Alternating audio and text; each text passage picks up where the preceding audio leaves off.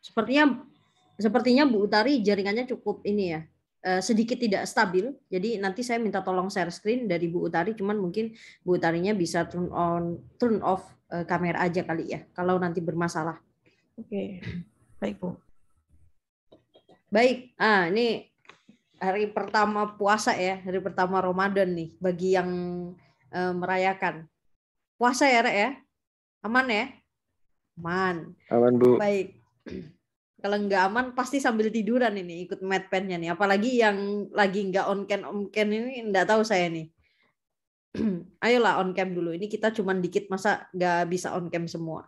Ini kalau Zoom saya tuh saya buat satu layar itu cukup sampai hampir 40 ya. Jadi saya bisa ngelihat semua, nggak ada halaman kedua, ketiga. Jadi bisa saya lihat semua tuh.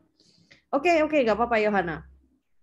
Yang bisa on cam segera on cam ya. Baik, pertanyaan yang mau saya tanyain dulu pertama, di sini yang penelitiannya atau kalau emang belum kepikiran sampai sana, ada keinginan untuk nulis kuantitatif? Siapa? Boleh angkat tangan dulu, raise hand. Yang kuantitatif, yang keinginannya kayaknya saya bakal nulis kuantitatif deh Bu. Berapa orang nih? 1. Terus lainnya?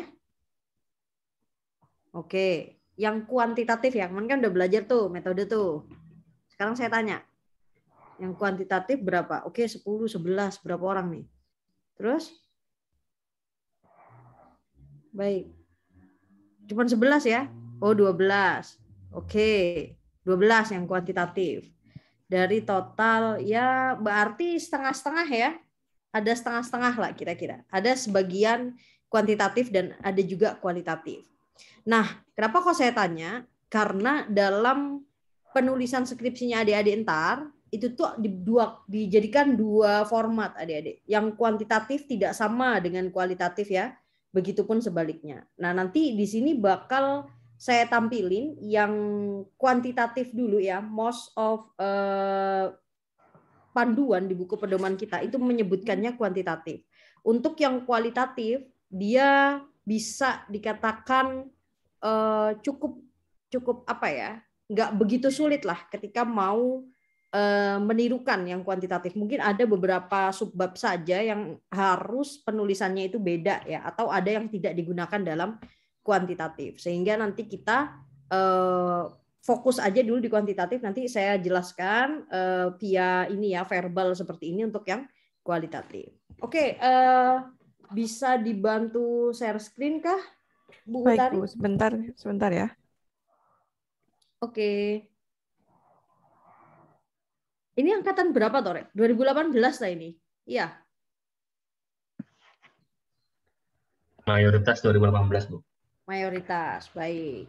Oke. Apakah sudah terlihat Bu? Oke, sip. Udah terlihat. Terima kasih Bu Utari. Boleh dilanjut Bu Utari? Baik, jadi kita punya outcome dari medpen hari ini tuh skripsinya adik-adik nanti sesuai dengan standar ilmiah. Nah, standar ilmiah tuh macam-macam adik-adik. Kalau adik-adik pernah dengar artikel jurnal ilmiah, pernah dengar ya? Pernah. Nah, jadi artikel jurnal ilmiah itu kan diterbitkan oleh berbagai macam penerbit ya. Jadi dia memiliki apa istilahnya standar masing-masing lah dalam menentukan artikel mana sih yang harus, yang boleh, yang bisa kita terbitkan. Nah, karena kita ini terikat di FEB ya, Fakultas Ekonomi dan Bisnis, khususnya di departemen kita, maka standar ilmiah yang kita pakai adalah buku pedoman yang diterbitkan oleh departemen kita, adik-adik. Jadi nanti skripsinya harus sama tuh dengan buku pedoman ya, jangan sampai beda. Next. Baik, nah ini kesalahan umum nih. Selama saya nguji skripsi ya, dan juga bimbing skripsi, kesalahan yang paling sering terulang itu 3 hal ini adik-adik. Yang pertama terkait dengan redaksional. Jadi di dalam skripsinya adik-adik itu ada typonya itu banyak, spasinya itu beda-beda, fontnya, even fontnya itu bisa beda loh. Saya juga nggak tahu kalian ini kurang teliti atau sangat tidak sempat ya waktunya untuk meriksa sampai fontnya beda itu kayak apa. Sering terjadi ya, nggak semua skripsi itu flawless adik-adik, dan kesalahan yang redaksional ini banyak sekali muncul di tulisannya adik-adik S1 tuh. Ada yang bahkan fontnya itu bukan beda jenis aja ya, tapi beda ukuran itu juga ada. Nah, ini kalau saya masih bisa melakukan screening terhadap hal-hal seperti ini. Jadi kalau dapat pengujinya Bulail misal atau pembimbingnya Bulail, entar Bulail akan bisa ngelihat rapi enggaknya skripsinya adik-adik. Mulai dari hal yang paling simpel sekali ya, yaitu redaksional. Ada tipenya itu banyak juga tuh, typonya adik-adik itu banyak. Yang enggak sesuai EYD itu juga sangat banyak ya. Nah, nanti untuk tips ya, ini saya kasih tips untuk mengurangi, meminimalisir kesalahan-kesalahan redaksional. Ketika adik-adik udah selesai ngetik atau sebelum ngetik, keyboardnya itu setting pakai Indonesian adik-adik. Jangan pakai US ya, atau UK, atau bahasa lain, atau mungkin Arabic gitu ya. Jangan pakai. Jadi keyboardnya adik-adik setting Indonesia. Kalau nggak bisa setting keyboard Indonesia, Ctrl A di dokumen Word-nya adik-adik. Terus di kamusnya biasanya di bagian bawah sebelah kiri dalam Microsoft Word itu ada tulisan. Mau pakai Indonesian, mau pakai English, atau mau pakai apa. Nah itu semua setting Indonesian ya. Nanti kalau sudah kita setting pakai bahasa Indonesia, terus dokumen kita tuh akan nyesuaikan, nyecanning ada di dalam dokumen Microsoft Word yang dalam katanya tuh ada garis merahnya gitu. Pernah lihat nggak di dalam Word kalau kita ngetik garisnya merah gitu ya? Nah, yang merah itulah yang ada kesalahan EYD atau typo. Nah, di situ tuh yang perlu kalian benahin adik-adik. Jadi sekali lagi di Ctrl A ya. Kalau pertama ngetik boleh keyboard ya di setting dulu Indonesia.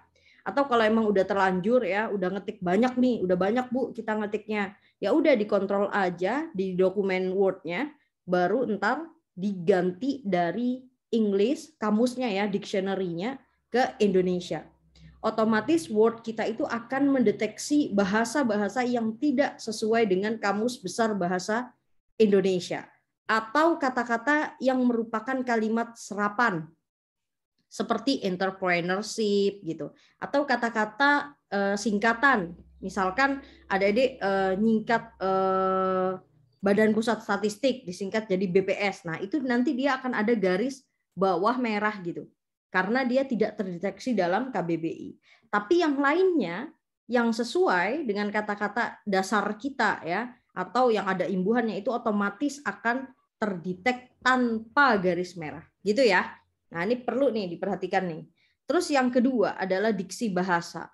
Jadi adik-adik itu banyak banget yang nulis masih buletisasi ya. Bahasa saya buletisasi. Kenapa aku pakai buletisasi saya? Karena kalian mengulang, bukan kalian ya, karena orang-orang yang salah dalam diksi, mahasiswa ini, mengulang kata-kata yang sama. Misal pakai kata yang mana, di mana. Padahal kata-kata itu merupakan di mana itu kan kata keterangan ya adik-adik ya. Kalau namanya kata keterangan, ya pakailah ketika menunjukkan keterangan tempat kalau di mana. Kalau tidak, nggak perlu. Misal, kalian mau tulis, entar saya kasih tahu, saya kasih contoh ya. Saya ambil aja nih, ada nggak ya? Oke, baik. Ada yang mau mendeskripsikan, misalkan mau mendeskripsikan credit crunch. Nah, credit crunch ini kan fenomena ya, di mana apa tuh namanya? Nah, saya kan barusan bilang di mana ya. Ini terjadi nih di skripsinya adik-adik. Credit crunch merupakan, ini saya bacakan di salah satu skripsinya mahasiswa ya.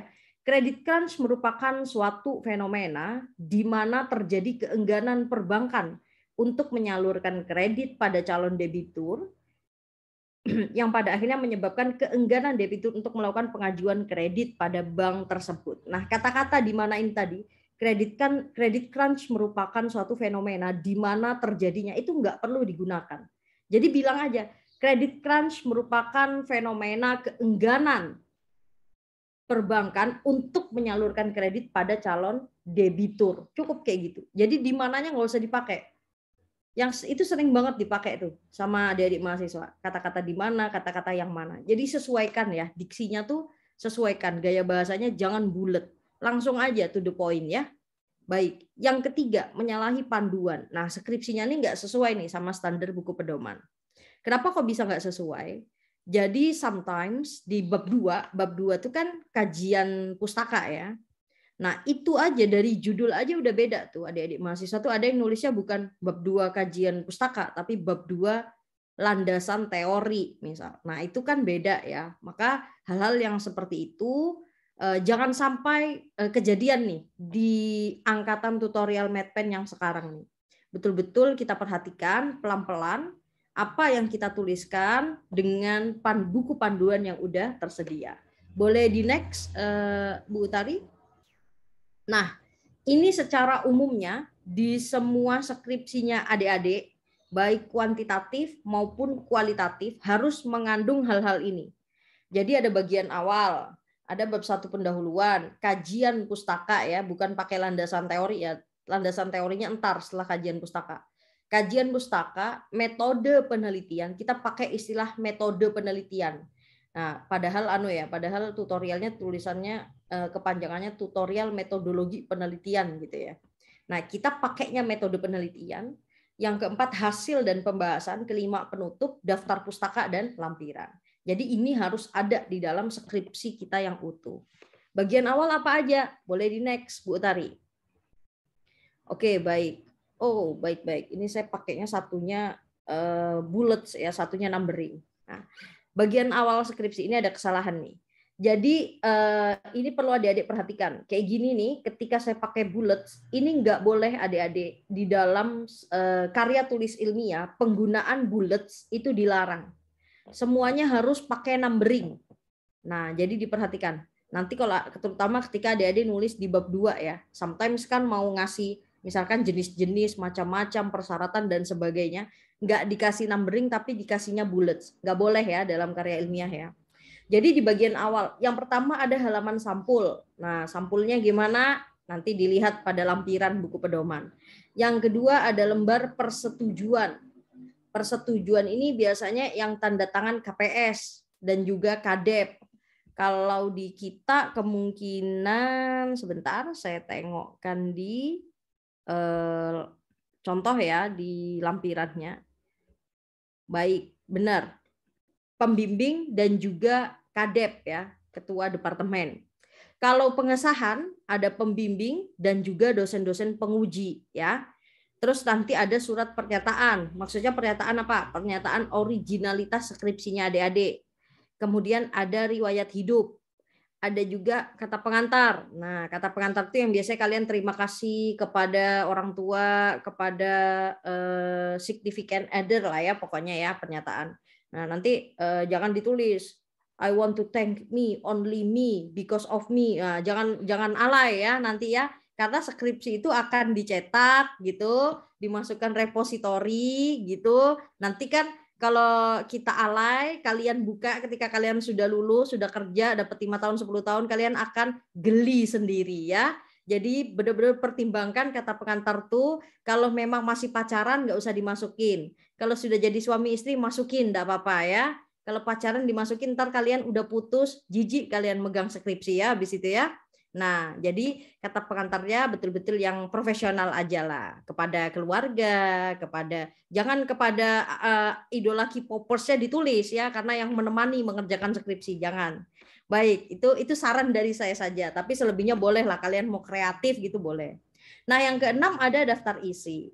Daftar isinya ditulis yang rapi ya, yang rapi kan kita di Word itu udah ada menu daftar isinya.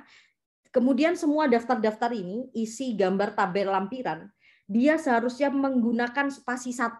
Jangan pakai 1,5, jangan apalagi 2. Kalau skripsi kita kan nulisnya 2 ya di dalam ya, bagian dalamnya.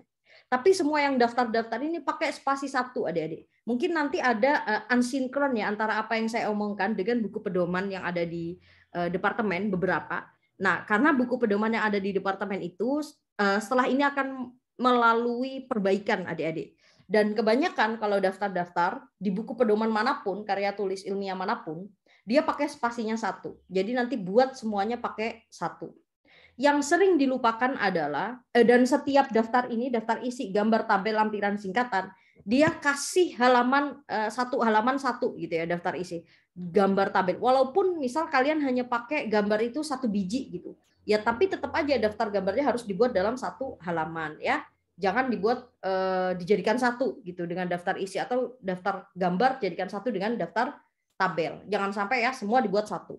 Yang sering terlupa itu abbreviation adik-adik. Maksudnya apa? Singkatan, daftar singkatan. Apalagi kita kadang anak-anak ekonomi ini banyak ya yang singkatan-singkatan tuh kalau kita mau tulis pendapatan pertumbuhan ekonomi aja kita singkat kadang PDB, atau kalau regional PDRB gitu ya. Terus nanti kalau kalian mau nulis misalkan anak-anak EKP gitu, nulisnya Bank Indonesia mau disingkatnya misal BI gitu. Nah, ini perlu kalian berikan setelah lampiran, tolong diberikan daftar singkatan yang sering kita gunakan di dalam skripsi kita. Jadi jangan sampai kelewatan. Kita jagain ini loh. Misalkan orang-orang yang baca itu bukan orang yang memang bergerak di bidang ekonomi murni, maka mereka biar nggak searching lagi di setiap dokumen. Jadi kita sediakan di awal nih setelah lampiran ada daftar singkatan. Baru yang ke-11 abstrak. Nah, ini kalian harus bisa bedakan adik-adik. Apa sih abstrak itu apa? Kesimpulan itu apa? Abstrak itu ringkasan keseluruhan dari skripsi kita. Ya, diingat. Abstrak itu ringkasan keseluruhan, baik dari latar belakang ya, bab 1 sampai terakhir di kesimpulan. Jadi keseluruhan. Kalau kesimpulan di bab 5 itu merupakan kesimpulan dari bab 4 pembahasan kita. Diingat ya, kalau kesimpulan adalah dari bab 4, kalau abstrak adalah keseluruhan dari skripsi kita yang kita tuliskan. Oke ya? Baik. Lanjut, Bu Tari. Nah, kita masuk di pendahuluan. Pendahuluan ada 4 ya. Ada latar belakang, ada rumusan masalah, tujuan, dan manfaat. Nah, ini sering sekali keliru adik-adik. Kelirunya di mana? Ketika dia mendeskripsikan latar belakang itu belum sesuai dengan buku pedoman kita. Di buku pedoman itu dikatakan kalau latar belakang kita tuh harus ada fakta-fakta aktual yang didukung dengan data. Kalau ada kata-kata data ya, fakta aktual didukung data, maka harus ada sumbernya. Banyak banget tuh adik-adik yang nulis latar belakang tuh masih tanpa sumber. Jadi yang ada kayak ngarang gitu modelnya. Benar, skripsi itu ngarang, tapi ngarangnya harus berdasarkan sumber yang valid karena nanti itu kita pertanggungjawabkan. Misal kata kalian mau ngomong gitu ya, pertumbuhan ekonomi dalam 2 dekade terakhir atau 1 dekade lah. 1 dekade terakhir sangatlah baik. Misal titik, kalian pakai titik. Nah, kata-kata titik ini, pertumbuhan ekonomi dalam 1 dekade terakhir bersifat baik, itu merupakan asumsi adik-adik. Nggak boleh dilakukan. Kalian harus sebutkan tuh datanya. Misal dari tahun 2010 sampai 2020 pertumbuhan ekonominya tuh tumbuh positif terus gitu ya. Positif terus. Kalian kutip datanya, misal kalian ambil dari BPS atau World Bank gitu. Positif tuh pakai rata-rata berapa pertumbuhannya setiap tahun. Nah, itu sebutkan adik-adik. Misalkan pertumbuhannya setiap tahunnya naik sebesar 3% gitu. Dikasih sumber ya. World Bank misal 2020 atau 2021 gitu pakai laporan atau pakai BPS ya. Nah, itu disebutkan baru kalian bisa menjustifikasi bahwa pertumbuhan Indonesia dalam 1 dekade terakhir bernilai baik karena memang selama ini tumbuhnya positif. Nah, kayak gitu ya. Jadi dia harus fakta-fakta tuh. Terus kita juga harus jadi kita tampilkan gap-gap apa ya? Kita itu di latar belakang kan pengen nampilkan, pengen giring para pembaca itu supaya paham apa sih masalah yang mau kita angkat. Maka di latar belakang kita harus menyebutkan masalahnya. Masalah itu apa sih? Ada yang tahu nggak masalah itu apa? Boleh on cam, on voice-nya, on mic boleh. Ada yang tahu masalah nggak? Cara cari masalah tuh gimana? Ada yang tahu? Gak rek. sudah tak berdaya mau mengeluarkan suara, masih dalam saving mode energi gitu ya. Jadi modenya tuh lagi saving gitu ya sampai sore nanti ya, sampai menjelang buka gitu ya. Baik, masalah itu apa? Masalah itu adalah kesenjangan adik-adik antara yang seharusnya ya, yang seharusnya itu pakai teori kita nyifatinnya. Yang seharusnya dengan yang sedang terjadi di lapangan, realita. Nah, itu kita namakan masalah. Misal, saya pakai kata misal lagi nih. Baik, perbankan, kata-kata perbankan itu memiliki dampak positif terhadap pertumbuhan ekonomi. Semakin banyak kredit yang disalurkan oleh perbankan kepada masyarakat, dia kan lembaga intermediasi itu ya, perbankan itu kan, disalurkan kepada masyarakat untuk modal kerja, maka pertumbuhan ekonomi akan selalu meningkat karena dampaknya positif. Jadi orang-orang yang ambil kredit dari bank, dia bisa mengembangkan usahanya. Nah, makanya ketika usahanya berkembang, dia memiliki kontribusi terhadap pertumbuhan ekonomi di tingkat nasional, di tingkat daerah. Ini adalah teorinya. Saya sebutkan, ketika saya sebutkan teori ini, saya bilang aja di situ. Misal itu saya dapatkan dari ini ya, paper atau artikelnya Bu Utari yang sudah diterbitkan ya di Scopus misal. Nah, itu ntar saya sebutkan perbankan secara teori memiliki dampak positif kepada pertumbuhan ekonomi lewat penyaluran kreditnya. Saya sebut di situ Pratiwi 2022. Namanya Bu Utari kan Utari Dian Pratiwi itu. Jadi Pratiwi 2022 saya sebut. Namun kenyataannya di Indonesia penyaluran kredit yang makin meningkat tidak dibarengi dengan pertumbuhan positif dari perekonomian Indonesia. Nah, ini kan ada masalah. Harusnya kan perbankan itu bisa kasih dampak positif ke pertumbuhan ekonomi. Kenapa kok realita di lapangannya malah sebaliknya? Nah, ini adalah masalah. Harus ada di dalam latar belakang. Sehingga ketika nanti adik-adik diuji sama dosen-dosen, ditanya sama orang-orang itu, ini kenapa kok ambil judul ini? Misal ya, kalian bisa jawab, oh ternyata karena ada masalah nih Bu. Realitanya tuh harusnya kan seperti ini ya Bu ya. Ternyata saya temuin tuh kayak gini nih. Makanya ini adalah masalah yang perlu kita selesaikan Bu. Nah, jadi urgensi dari penelitian kita itu nampak nih muncul di latar belakang. Baru setelah kita menampilkan masalah, kita sebutkan kenapa sih kok kita ambil variabel-variabel yang mau kita teliti. Variabel X-nya apa aja, kenapa alasannya itu kenapa. Kita sebutkan di dalam latar belakang. Setelah disebutkan ya urgensi dari objek penelitian kita tadi, saya mau menyebutkan perbankan tadi ya. Kenapa kok perbankan itu penting gitu ya. Nah, setelah kita sebutkan penting, terus variabel apa aja sih yang mempengaruhi yang akan saya angkat ya. Nah, itu saya sebutkan alasannya, mengapa. Jadi latar belakang ini tugasnya memunculkan istilah mengapa kita mengambil sebuah judul. Nanti di akhir kita sebutkan hasil-hasil penelitian terdahulu di tema yang kita angkat. Tujuannya apa? Karena penelitian yang kita angkat itu mostly ya sebagian besar dia bukan penelitian yang pertama kali dilakukan. Pasti sudah ada yang sebelumnya melakukan, apalagi di tataran strata 1 ya. Kalau strata 3 memang dia harus memunculkan teori baru adik-adik. Kalau adik-adik melakukan perkembangan dari yang sudah ada, penelitian yang sudah ada itu diperbolehkan ya. Nah, makanya nanti ditampilkan penelitian-penelitian terdahulu dan dilihat research gap dari penelitian terdahulu dengan penelitian yang adik-adik pakai.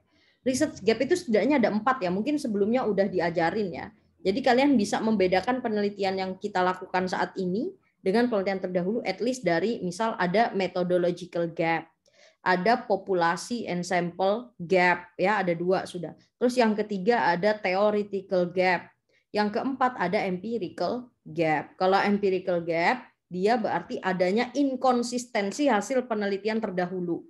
Sehingga kita turut serta memberikan sumbangsih atas tema yang sama karena adanya inkonsistensi. Misal di penelitian Bu Utari tadi mengatakan perbankan berpengaruh positif. Nyata saya juga publish artikel perbankan tidak berpengaruh terhadap pertumbuhan ekonomi. Nah, ini kan ada inkonsistensi hasil penelitian. Maka ini dinamakan empirical gap seperti itu. Nah, kalau methodological, misal sebelumnya Bu Utari pakainya kuantitatif gitu ya. Kualitatif gitu misal sebelumnya. Terus adik-adik mau pakai kuantitatif. Nah, itu sudah ada perbedaan dari methodological gap atau sebaliknya kayak tadi. Atau kalau sebelumnya Bu Utari pakainya kuantitatif analisis regresi linear berganda misal. Terus adik-adik mau yang baru pakainya regresi time series misal. Atau pakainya path analysis atau pakainya SEM, PLS dan sebagainya. Maka disinilah yang membedakan methodological gap. Kayak gitu ya. Dan begitu pun seterusnya. Nah, nanti rumusan masalah ini kata-kata yang dipakai di dalam penelitian kuantitatif adik-adik. Kalau di kualitatif kita pakainya bukan rumusan masalah. Diperhatikan ya. Di kualitatif kita pakainya bukan rumusan masalah, tapi bentar. Saya lupa nih, pedoman kita bilangnya apaan ya? Kita pakainya konteks penelitian adik-adik. Jadi latar belakangnya tadi dijadikan konteks penelitian. Yang kedua, rumusan masalah dijadikan fokus penelitian. Ya, jadi ada konteks penelitian, ada fokus penelitian. Yang setelahnya sama, ada tujuan penelitian dan juga manfaat dari penelitian kita. Nah, ini ya nanti yang membedakan. Oke, jadi nanti ketika rumusan masalah, tolong langsung yang eksplisit aja, yang jelas aja, yang pasti, jangan terlalu pelin-pelan, gitu ya. Nah, terus nanti tujuan ini ngikutin rumusan masalah yang kita ajukan di skripsi kita. Jadi tujuan akan sama ya, seirama dengan rumusan masalah yang kita tuliskan. Nah, nanti terakhir ada manfaat penelitian. Manfaat penelitian ini menjelaskan manfaat yang kita dapatkan dari penelitian kita ini untuk para pengambil kebijakan ya. Jadi bisa sih untuk akademisi bisa, untuk para pengambil kebijakan juga bisa. Jadi manfaatnya bukan untuk kita, ntar adik-adik tulis manfaat penelitian supaya bisa membantu saya lulus misal. Nah, jangan kayak gitu ya. Tapi manfaatnya untuk orang lain. Oke, di next Bu Utari. Nah, ini kajian pustaka. Nah, kajian pustaka adik-adik, kalau kita mengikuti buku pedoman ya, itu hanya ada 3. Yang pertama kerangka teori ya, atau landasan teori. Kita pakainya apa ya? Bentar saya pastikan dulu supaya saya nggak menyesatkan adik-adik ya. Oke, kita pakainya baik kerangka teori ya. Hanya ada 3 di kuantitatif kalau kita ikut buku pedoman. Apa itu? Kerangka teori, kerangka pikir, dan juga hipotesis. Tapi di sini saya tambahkan 2. Kenapa kok saya tambahkan? Karena 2 ini sering diminta oleh Bapak Ibu dosen. Bapak Ibu dosen penguji atau pembimbingnya adik-adik. Apa tuh yang 2? Ada penelitian terdahulu dan juga ada hubungan antar variabel. Jadi nanti ketika kita udah nulis nih, yang pertama ya, kerangka teori. Kerangka teori kita itu isinya apa sih? Isinya berkaitan dengan pure teori yang kita pakai terkait dengan skripsi ini. Misal tadi saya bilang pertumbuhan ekonomi dan perbankan ya contohnya ya. Maka saya nyebutin mana sih teori pertumbuhan ekonomi yang menyebutkan bahwa perbankan itu bisa masuk ke dalam salah satu faktor yang mempengaruhi pertumbuhan ekonomi. Coba nanti dicari tuh, mau pakai Harold Domart, mau pakai teori pertumbuhan ekonomi klasik, atau mau pakai Solo and Swan pertumbuhan ekonominya teorinya. Nah, maka itu dipakai di situ kerangka teorinya. Terus nanti juga ada penjelasan setiap variabel mulai dari definisinya, cara ngukurnya ya, dijelaskan di dalam kerangka teori, macam-macamnya, apa aja faktor yang mempengaruhi variabel tersebut. Nah, disebutkan di situ. Terus penelitian terdahulu. Nah, ini penelitian terdahulu nih yang kita sebutkan di dalam penelitian terdahulu kita pada bab 2 itu harus kita sebutkan, kita mention di latar belakang. Tadi kan sebelumnya saya jelaskan ya. Di latar belakang itu kita harus menampilkan penelitian-penelitian terdahulu dan menjelaskan gap penelitian kita di latar belakang. Nah, yang kita tampilkan di latar belakang itu sumbernya tuh nanti kita masukkan di dalam poin 2.2 penelitian terdahulu. Harus ada di situ. Disajikan dalam bentuk pertamanya dinarasikan ya. Jadi jangan cuma copy paste dari abstrak aja, dinarasikan. Baru kalian bikin tabulasi apa ya, perbedaan masing-masing atau direkap aja dari penelitian terdahulu itu bikin tabel. Nah, kalau sudah penelitian terdahulu dibuat jadi tabel, dan tabelnya jangan dibuat portrait adik-adik, karena nanti pasti akan jelek gitu, kecil-kecil gitu tabelnya ya. Karena kan judulnya aja pasti panjang, variabelnya apa aja misal. Terus nanti hasil penelitiannya bagaimana gitu ya di dalam penelitian terdahulu itu. Jadi jangan bikin portrait, bikin aja khusus untuk penelitian terdahulu, bikin landscape ya. Nah, nanti setelah kita punya kerangka teori, punya penelitian terdahulu, baru kita sebutkan kerangka pikir ya. Kerangka pikirnya digambarkan adik-adik. Kalau di sini sih di buku panduan dia bilangnya kerangka pikir itu apa sih? Merupakan alur pikir dari gagasan yang kita pakai nih, ngacu pada teori. Nah, di atasnya tadi teorinya ya, kajian teori dan juga penelitian terdahulu, hingga muncul variabel yang digunakan di dalam penelitian. Bukan merupakan urutan kegiatan ya, bukan urutan kegiatan, tapi yaitu tadi alur pikir. Gimana sih kita bisa menemukan judul ini? Nah, nanti setelah kita gambar kerangka pikir, kita sebutin hubungan antar variabel. Misal tadi saya mau ngelihat pengaruh perbankan ya. Jadi perbankan nggak cuma perbankan aja. Perbankan itu kan bisa didefinisikan pakai variabel-variabel lain. Misal saya mau lihat penyaluran dananya ini apa namanya, dana kreditnya perbankan. Misal saya mau lihat. Terus gimana rasio kesehatannya dia juga mempengaruhi pertumbuhan ekonomi misal. Terus saya juga mau lihat terkait dengan katakanlah contohnya ini ya. Bukan cuma rasio kesehatan, ini juga kita bisa ambil apa ya di perbankan itu selain rasio kesehatan, penyaluran kredit, rasio kesehatan, ya katakanlah berapa banyak dia punya jaringan lah ya. Jaringan itu kaitannya ke inklusi, financial inclusion soalnya. Maka nanti di dalam hubungan variabel saya harus mendeskripsikan, at least ada subbab itu, hubungan penyaluran kredit dan pertumbuhan ekonomi. Hubungan rasio kesehatan dan pertumbuhan ekonomi. Hubungan jaringan perbankan dan pertumbuhan ekonomi. Jadi di setiap hubungan antar variabel itu memuat variabel X, sejumlah variabel X kita terhadap variabel Y. Nah, bisa diperhatikan ya. Jadi harus ada tuh. Karena kenapa kok harus ada poin 2.4 ini? Dia akan mendisclose dari penelitian terdahulu yang kita kumpulkan untuk masing-masing setiap variabel itu gimana hasil-hasilnya, empirical study-nya kita sebutkan di dalam hubungan antar variabel. Tujuannya apa sih ketika kita membentuk hipotesis penelitian itu bisa terarah. Jadi hipotesis penelitian itu nggak asal ditulis ya, tapi kita matangkan, kita awali dari kerangka teori, kita lanjutkan di penelitian terdahulu, baru kita matangkan di hubungan antar variabel, terus kita bisa menentukan hipotesis penelitian. Nah, ini untuk penelitian yang kuantitatif. Ibu terus yang kualitatif ini gimana kualitatif? Nah, bab 2-nya kualitatif, dia pakainya yang pertama sama kajian pustaka ya. Maka nanti muncul kita kalau kita pakainya kajian teori ya, di 2.1-nya kita pakai kajian teori. Kalau yang di kualitatif 2.1-nya kita sebut kajian pustaka. Kenapa kok begini? Biar ada yang membedakan adik-adik. Baru nanti tetap sama harus ada penelitian terdahulu ya. Penelitian terdahulu juga ada. Baru 2.3 sama pakainya kerangka pikir ya adik-adik ya. Dan di dalam kualitatif tidak ada hipotesis.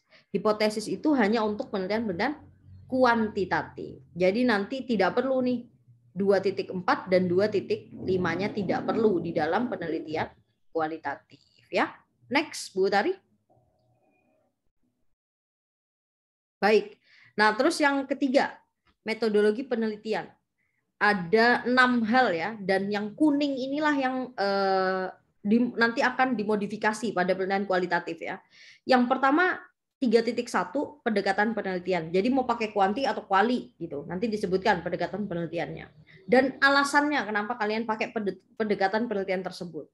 Terus yang 3.2 tempat dan waktu penelitian. Nah, ini sebenarnya khusus hanya untuk jenis data yang bersifat primer, adik-adik.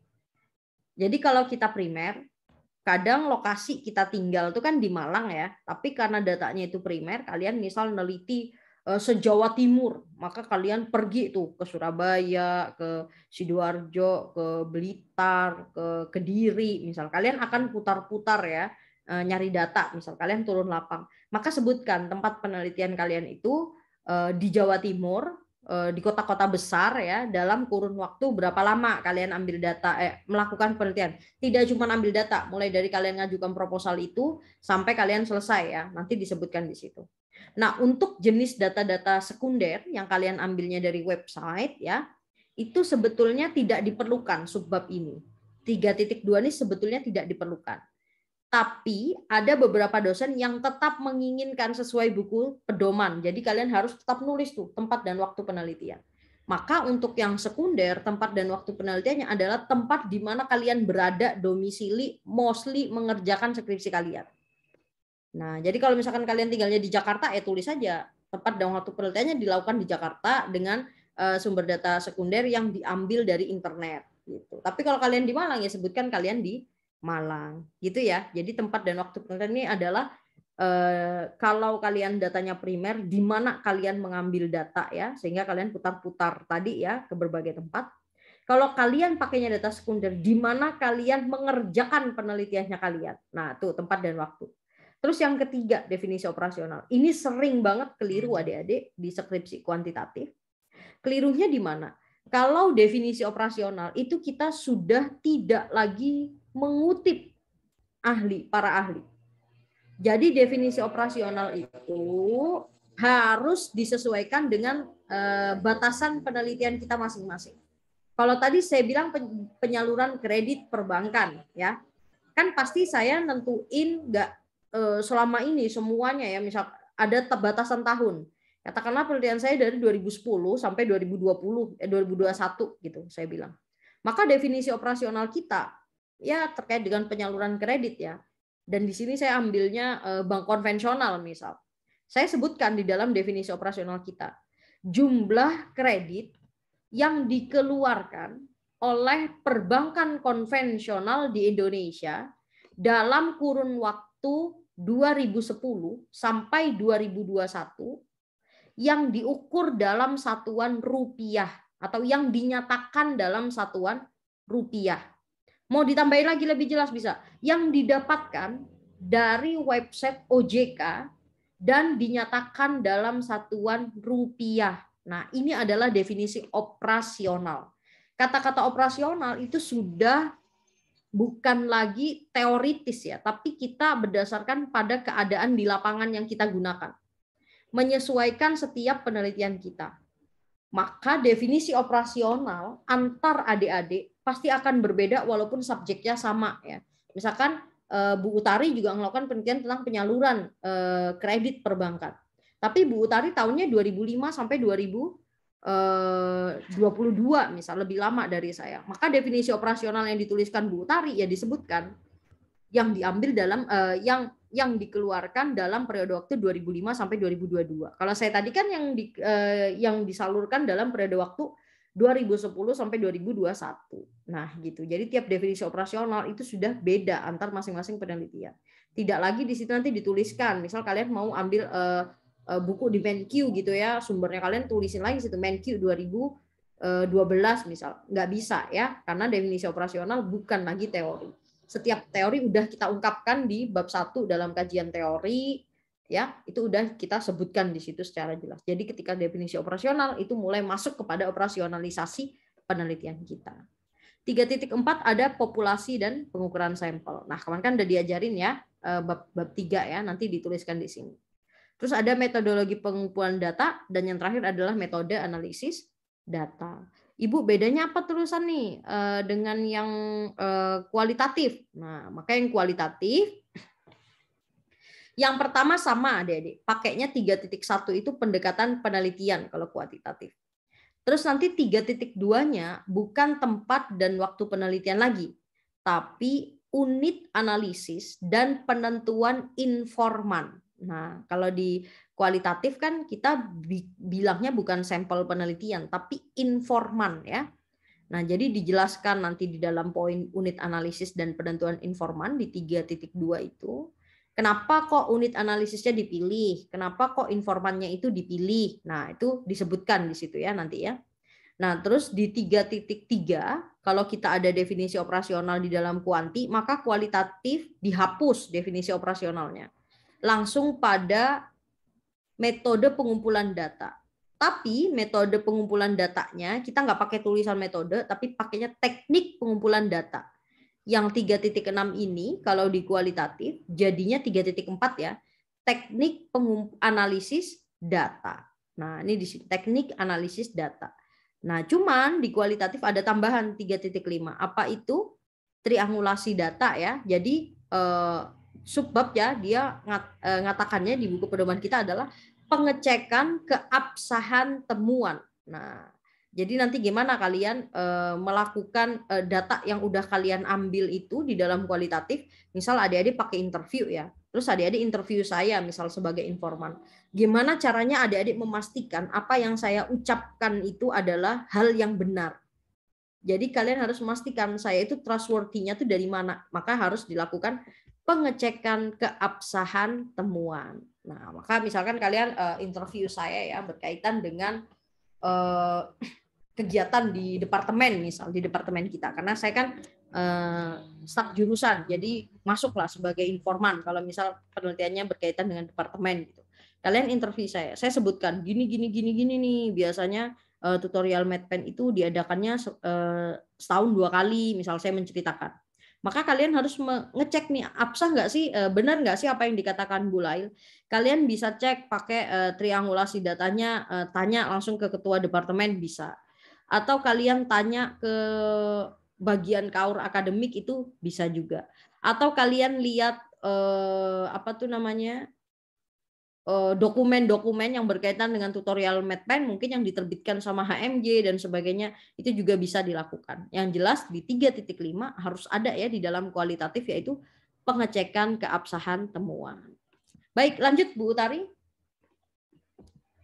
Bab 4 ya. Sebentar saya mau ini perlu di-charge nih laptop saya bentar ya.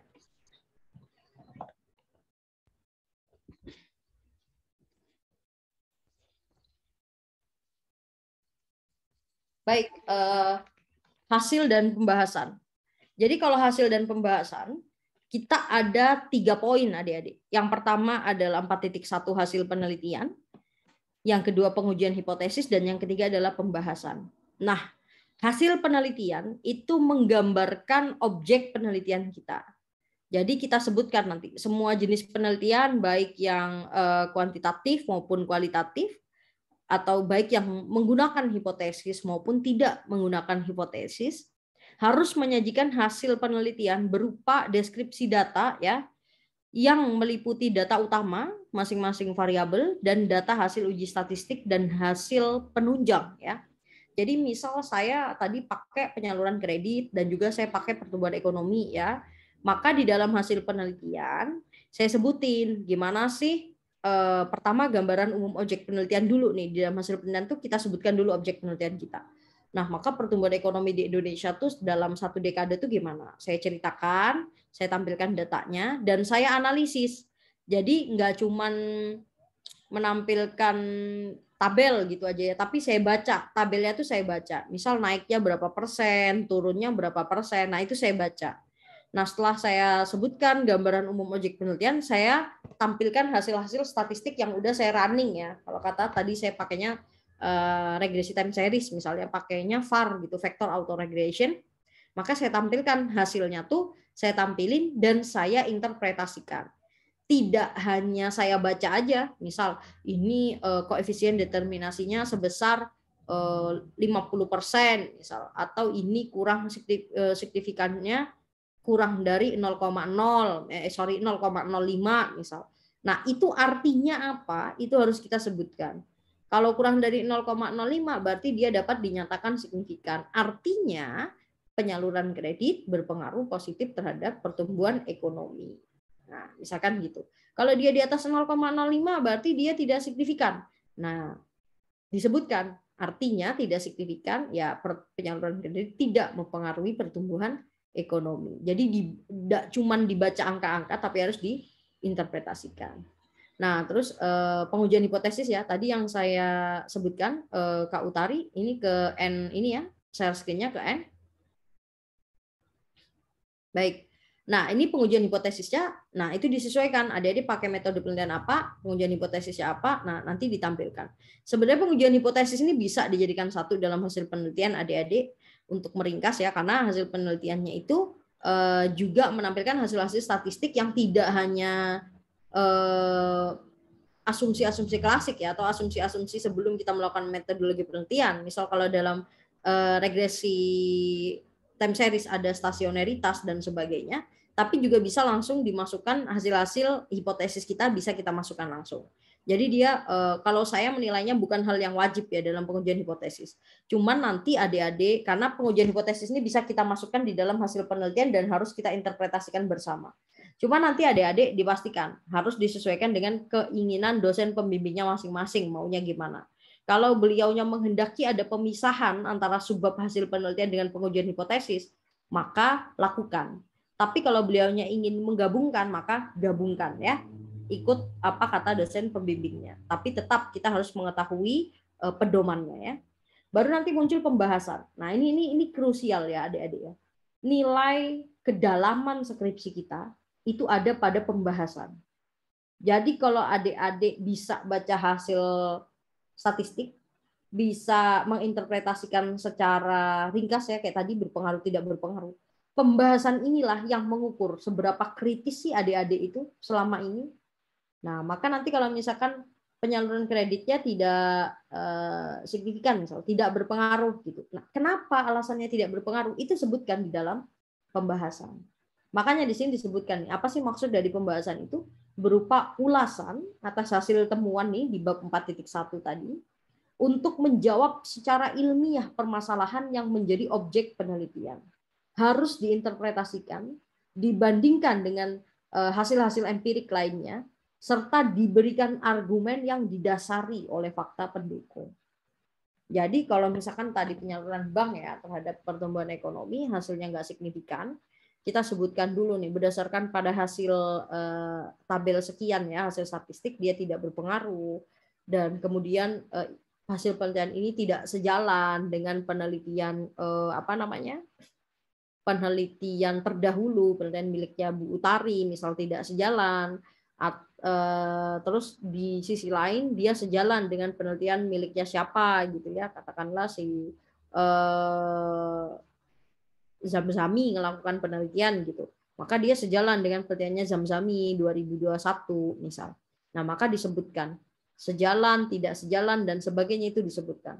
Lalu kalian berikan argumen yang didasari oleh fakta-fakta ilmiah ya, data-data ilmiah. Kenapa kok bisa nggak berpengaruh tuh kenapa? Itu yang harus kalian jawab. Jangan hanya membaca hasil-hasil penelitian. Jadi misal kenapa kok tidak berpengaruh? Oh, ternyata walaupun kredit ini misal ya, tapi saya harus tampilkan data. Kalian punya data NPF ya, NPL lah. Jadi kredit macetnya tuh sangat banyak misal. Oh, ternyata walaupun penyaluran kredit itu banyak dikeluarkan oleh perbankan, sangat besar juga kredit macet yang terjadi di perbankan Indonesia. Sehingga karena kredit macet tadi nggak bisa boosting pertumbuhan ekonomi. Nah, misal itu misal. Maka argumen itu saya berikan tidak karena saya mengarang, tapi karena itu bukti, fakta ya, bahwa itu sedang terjadi di lapangan. Dan sebelumnya di dalam teori di landasan bab 2 itu saya sebutkan bahwa salah satu yang mempengaruhi penyaluran kredit itu juga ada NPF ya, NPL atau kalau dalam konven ya. Nah, itu disebutkan apa aja faktornya. Jadi pembahasan ini kalian betul-betul balik lagi ke teori dasar yang kalian sebutkan di atas itu. Nanti dicari penunjang datanya. Maka itulah kenapa skripsi kita itu merupakan satu kesatuan yang utuh, tidak bisa dipisahkan. Benang merah harus bisa ditarik mulai dari latar belakang sampai di sini ini pembahasan. selanjutnya di kesimpulan dan saran. Boleh next, Bu Utari? Nah, nih di kesimpulan dan saran. Cuma 2. Jadi kalau kesimpulan dan saran ya udah isinya cuma 2 aja ya. Jadi kesimpulan itu bentar, diambil berdasarkan pembahasan yang relevan dengan tujuan penelitian, memaknai kalimat yang singkat dan akurat, serta urutannya konsisten dengan poin-poin pada bab sebelumnya, hasil dan pembahasan. Bukan merupakan kesimpulan statistik. Tapi dari pembahasan yang panjang tadi ya, yang udah kita baca, kita tampilkan penelitian terdahulunya, lalu kita berikan argumen, di kesimpulan, cukup adik-adik sebutkan, misal tadi penyaluran kredit perbankan tidak berpengaruh terhadap pertumbuhan ekonomi, karena apa? Nah, maka di kesimpulan itu yang dicatut adalah argumennya aja adik-adik. Argumen yang kita berikan pada bab 4, pada bab sebelumnya. Nah, gitu ya. Jadi bisa diambil ya. Kalau bisa dipahami ya, kalau kesimpulan itu adalah ringkasan dari pembahasan yang udah kita lakukan pada bab 4 tadi, hasil dan pembahasan. Lalu masuk ke saran. Saran yang diberikan harus dalam lingkup penelitian, bersumber pada temuan yang ada. Saran dapat diperuntukkan bagi pihak yang tertarik melakukan penelitian lanjutan, pengambil kebijakan, serta lembaga-lembaga yang berkepentingan. Jadi berkaitan dengan penyaluran kredit yang tidak signifikan tadi, nah kan analisa saya adalah NPF-nya yang tinggi, analisa saya ya, banyak kredit macet. Maka saran saya ya berkaitan dengan argumen yang saya berikan. Sebaiknya perbankan mengetatkan syarat-syarat kredit sebelum menyalurkan dananya kepada masyarakat. Gitu. Mungkin dia sebelumnya pakai, kalau kita tahu ya teori penyaluran kredit itu pakai 5C gitu, dilihat dari karakternya dan sebagainya itu. Nah, sekarang mungkin perbankan perlu menerapkan 7C sekarang atau berapa gitu. Dan dia harus membuat sistem monitoring dan eval yang MONEF yang lebih transparan, lebih jelas, SOP yang jelas. Nah, ini adalah saran yang kita berikan supaya perbankan bisa membuat penyaluran kreditnya itu performanya jauh lebih baik karena NPF-nya bisa ditekan. Nah, untuk penelitian selanjutnya, nah saya kasih saran juga bisa melakukan penelitian lanjutan dengan menambahkan metodologi interview misal dengan para pimpinan di perbankan, atau menambahkan variabel lain dalam penelitian selanjutnya. Variabelnya apa ya disebutkan. Nah, itu ya. Jadi ketika kita tarik itu tadi dari latar belakang sampai kepada kesimpulan dan saran, penelitian kita itu akan sinkron, akan sambung menyambung. Nggak satu berangkat kemana, dua berangkat kemana gitu ya. Jadi nggak boleh kayak gitu. Harus nyambung. Maka landasan teori itu kajian pustaka tidak hanya ditempel ya, tidak hanya ditempel dari buku-buku, jurnal-jurnal adik-adik tempel, tapi betul-betul itu kita gunakan di dalam mendefinisikan operasional, di dalam membahas, dan juga di dalam kesimpulan dan saran. Semuanya jadi satu. Nah, kajian pustaka juga kita masukkan di dalam latar belakang. Baik, next Bu Tari. Nah, ini bagian terakhir nih, daftar pustaka. Tapi bagian ini juga sangat banyak kesalahan adik-adik. Adik-adik ketika ngutip, kita kan ngutipnya bukan pakai footnote ya. Footnote tuh yang di bawah tuh biasanya muncul ya, dalam satu lembar ada tulisan di bawah, ini sumbernya dari sini yang lengkap banget sampai tahun halaman. Itu footnote namanya. Tapi kita pakainya e-note. E-note tuh cuma nama belakang aja adik-adik ya. Nama belakang, bukan nama lengkap. Jadi kalau saya nama belakangnya Pimada, kalian ngutip tulisan saya, maka tulis Pimada 2017 gitu. Pratiwi 2020 misal mau ngutip tulisannya Bu Utari ya. Nah, itu nama belakang aja ketika nulis di badan skripsi. Nah, ketika di daftar pustaka jangan ditulis gelar saya ya. Jadi cukup nama aja. Biarkah saya ini keturunannya sultan misal ya, entah sultan mana gitu. Nggak usah ditulis. Mau pakai Raden Ajeng apa gimana, itu nggak usah ditulis ya. Cukup nama saya aja di dalam daftar pustaka. Gelar akademik saya, misal saya sudah profesor gitu, amin. Nah, misal saya profesor gitu ya, jangan ditulis juga profesor ya. Cukup nama aja, betul-betul nama. Baru yang kedua, jenis sumber pustaka, buku, jurnal, media massa, atau laporan, atau press release dan sebagainya, itu boleh dikutip, tapi teknik pengutipannya akan berbeda-beda, adik-adik ya. Nggak boleh dipukul rata sama ya. Nah, nanti teknik pengutipannya masing-masingnya itu sangat banyak aturannya. Nanti kalian bisa lihat di buku pedoman tadi.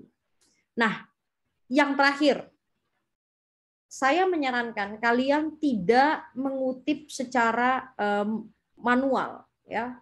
Pakailah Mendeley. Kemarin kan sudah diajarin tuh. Ketika pakai Mendeley, pilih pakai Harvard Style, adik-adik. Karena kita pakai Harvard Style di dalam buku pedoman kita. Jangan pakai apa, jangan pakai ama, ya. Jadi pakai aja Harvard Style. Nah, Harvard Style itu tahunnya nggak di dalam kurungin tahunnya. Nah, nanti disesuaikan dan semua harus sama. Kalau kalian mau manual, ngetik biasa daftar pustakanya. Dan saya jamin nih, pasti ada aja yang kelewatan ya. Nah, itu ya tulis aja manual tapi sesuai dengan aturan Harvard Style. Akan jauh lebih mudah dan saving energi ketika kalian pakai Mendeley. Tapi harus dipastikan adik-adik semua yang mau dikutip sudah dikumpulkan dalam satu folder gitu. Jadi lebih mudah ya. Tolong nanti ini dibuka untuk masing-masing jenis gimana sih cara nulis buku, jurnal media massa. Kalau penulisnya 1, kalau penulisnya 2, kalau penulisnya 3. Nah, itu nanti dilihat di dalam buku pedoman. Oke, bisa di next, Bu Tari. Nah, baik. Itu tadi ya terkait dengan menulis sesuai dengan buku pedoman. Nanti adik-adik bisa download boleh di slide kedua nggak Bu Tari atau ketiga kali ya? Kok tadi lupa nggak saya masukin sini ya? Di kerangka tadi Bu Tari. Ini nih. Lagi next sekali. Nah, ini adik-adik di bawah sistematika penyajian skripsi nanti adik-adik bisa ini ya, bisa ketik di browsernya masing-masing ie.feb.ub.ac.id/akademik/dokumen jurusan ya. Terus di enter. Nanti kalian akan nemuin buku pedoman dan juga lampiran-lampirannya. Nanti ketemu tuh di situ. Kalian silahkan dibaca, dipelajari ya. Jadi jangan hanya patokan kepada skripsi kakak tingkatnya ya. Apalagi skripsi orang lain di universitas lain, jangan patokan pada itu. Boleh kalau mau pertama kalian lihat skripsi kakak tingkat, boleh pertama aja. Selanjutnya kalian sesuaikan dengan buku pedoman yang ada di tautan ini yang saya kasih di sini ya. Nanti di search, dibaca pelan-pelan, disesuaikan, dilihat lampirannya. Jangan sampai salah. Ini adalah hal-hal yang harusnya tidak dilakukan adik-adikku nih semua yang udah ada di strata 1. Kalian kan udah cerdas-cerdas ya, enggak mungkin lah masa mengikuti panduan saja nggak bisa, itu kan fatal berarti. Betul-betul tidak memperhatikan. Jadi nanti tolong di-download, dilihat, dan diikuti sesuai buku pedoman. Gitu ya. Oke, baik. Itu saja dari saya, Bu Utari. Saya kembalikan ke Bu Utari. Baik, terima kasih materinya Ibu Lail. Kita memasuki sesi tanya jawab kepada adik-adik yang ada pertanyaan gitu ya, atau masih ada yang dibingungkan, boleh silahkan raise hand, atau kalau misalnya mic-nya bermasalah silahkan boleh ditulis di chat, nanti akan saya bacakan. Silahkan.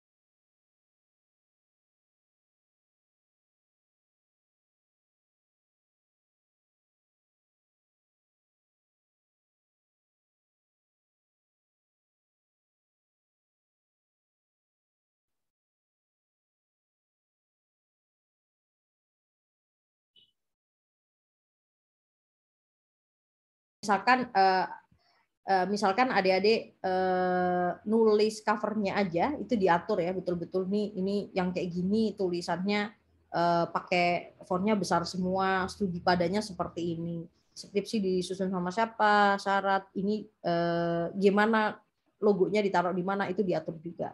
Nah ini lembar persetujuan kayak gini adik-adik. Nanti dosen pembimbing siapa, dan please ya, kadang adik-adik itu masih saking sibuknya mungkin ya, saya bilang saking sibuknya aja lah, sampai nggak notice kalau misalkan ketua departemennya udah ganti gitu, jadi tetap ditulis misal namanya Pak Wildan gitu ya, padahal sekarang kan sudah jadi Pak Ferry. Nah, jadi tolong nanti diperhatikan. Kenapa kok saya bilang saking sibuk ya? Karena saya pengalaman S1, percaya nggak percaya adik-adik, saya punya teman sejawat ya waktu S1, nama dekannya aja dia nggak tahu.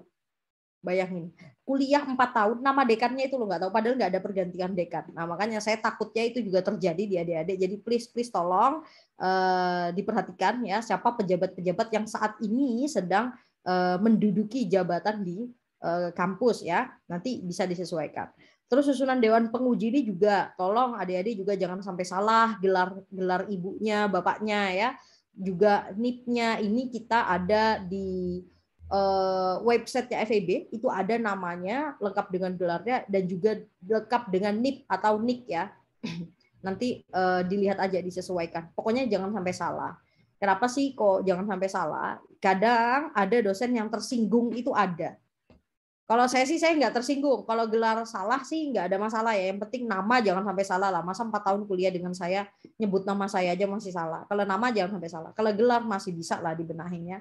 Kalau nama ya Allah rek kocek nemeni sampai gak ngerti nama aku tuh melah sekali loh ya, dosennya sampai nggak sampai mahasiswanya nggak tahu nama dosennya itu.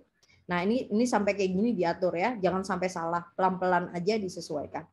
Nah terus ini adalah surat pernyataannya, originalitas, dan juga ini ada riwayat hidupnya adik-adik ya, nanti dituliskan. Ini contoh aja ya, contoh. Terus ini kata pengantar yang tadi saya bilang jangan sampai lebay-lebay ya. Nih di poin 4 makanya di panduan dikasih titik-titik. Kalian tuh sebenarnya dikasih ruang untuk improvisasi ya, tapi ya teman-teman improvisasinya ya. Nah, nanti nih daftar isi dia pakainya spasi 1. Nah, ini akan lebih rapi. Nah, misalkan tadi bab kajian pustaka 2.1 di sini, terus subbabnya lebih menjorok ke kanan. Nah, seperti ini ya, sampai diatur kayak gini. Nah, ini daftar tabel. Nah, inilah yang tadi maksud saya, kalau di lampiran dia pakainya spasi 1,5 nih. Tapi mostly kebanyakan harusnya pakainya spasi 1. Jadi nanti buat aja daftar tabel, daftar gambar, daftar lampiran, buat aja spasi 1 ya. Terus ini cara nulis abstraksi, adik-adik di sini ini kan di bold ya, kata-kata ini namanya kalian nih. Misalkan si Bagus ya, Bagus Abdi Ramadan mau nulis, maka ditulis di sini Ramadan, ini nama belakang dulu ya adik-adik ya, Ramadoni, Bagus Abdi 2022, baru ini judulnya ya. Nah ditulis kayak gini nih. Baru nanti ini adalah abstraksi dari keseluruhan skripsinya adik-adik. Kalau marginnya ya seperti ini, bisa dilihat ya, 3, 3, 4 ya. Nah ini bisa kalian lihat 3, 3, 3, 4 atau 4, 3, 3, 3 lah. Gimana kalian bacanya ini? Pokoknya diikutin. Nah nih spasinya berapa? Dari bab 3 ke bagian atas ini 4 ternyata ya. Nanti dari bab 2 ke Medpen 2. Dari Medpen, tulisan Medpen ke subbab yang pertama 4. Nah, baru ini antar isi 2. Terus enter subbab lagi 3. Nah, ini diikutin semua ya. Pelan-pelan aja diikutin. Baru nanti ketika kalian contoh halaman skripsi yang sudah jadi siap dijilid juga harus buatnya seperti ini. Diikutin semua ya. Baik, itu lampiran yang perlu adik-adik ketahuinya. Jadi nanti dipastikan diikuti lampirannya, jangan sampai berbeda ya dari pedoman. Kenapa kok saya bilang gini? Karena kalau kalian beda dari pedoman itu cukup menghambat ya. Bisa jadi kalian nggak cepat-cepat ujian karena nggak sesuai tulisannya. Atau hal-hal yang seperti ini bisa nanti dipermasalahkan ketika ada di ujian, dan itu sangat tidak enak, hanya dipermasalahkan tidak sesuai dengan pedoman. Kan kesannya kalian nggak bisa baca pedoman jadinya, atau kalian nggak patuh, atau kalian nggak teliti, kan nggak enak ya dapat predikat seperti itu. Jadi nanti please tolong diperhatikan baik-baik, gitu ya. Oke, silakan yang mau nanya. Silakan jika ada pertanyaan adik-adik. Jelas, Are? Sudah sangat jelas atau nggak mudeng? Iya, itu saya juga nggak tahu tuh. Ini udah jelas apa ya apa sih? Udah jelas ya. Kasih ini kayak kasih reaction kayak apa kayak, jangan cuma diem aja. Ya, Udah salah jelas. satu, silahkan. Oh, itu saya dikasih jempol sama Zamzami itu, kasih jempol saya. Yang Thank lain? you Zamzami itu. Siti Nurfaida juga ngasih. Ya gitu, jangan cuma dosennya aja yang cuap-cuap ya. Aktif juga lah kalian. Oke ya, udah oke kayaknya. Tinggal prakteknya ya. Tapi nanti please prakteknya beneran ditirukan ya. Jangan lewat doang ntar sini nanti habis buka puasa hilang apa yang saya sampaikan. Jangan sampai gitu ya. Di download tadi. Tadi saya udah kasih tahu linknya, dicatat di download atau searching aja deh di Google, gampang kok keluar kok. Buku pedoman IE FEB UB ntar keluar tuh. Muncul ntar. Jelas ada lampirannya juga. Tinggal kalian mau nirukan apa enggak gitu aja wis. Oke Bu, tadi kayaknya udah jelas ini mereka nih. Baik, Anteng adem-adem aja. ya, Cak Awo sudah jelas ya, adik-adik. Sebentar. Baik, sebelum pertemuan hari ini saya tutup, saya ingatkan kembali, ini sudah saya share untuk link presensinya gitu ya, saya share lagi supaya nggak ketutupan. Nanti untuk power seluruh materinya saya tanyakan dulu ke PIC ya, apakah nanti di share bentuk drive atau gimana, nanti coba saya tanyakan dulu. Tapi biasanya di share untuk materinya gitu ya. Oke, kemudian untuk tugas-tugasnya jangan lupa dikerjakan. Kalau misalnya ada permasalahan terkait tugas bisa langsung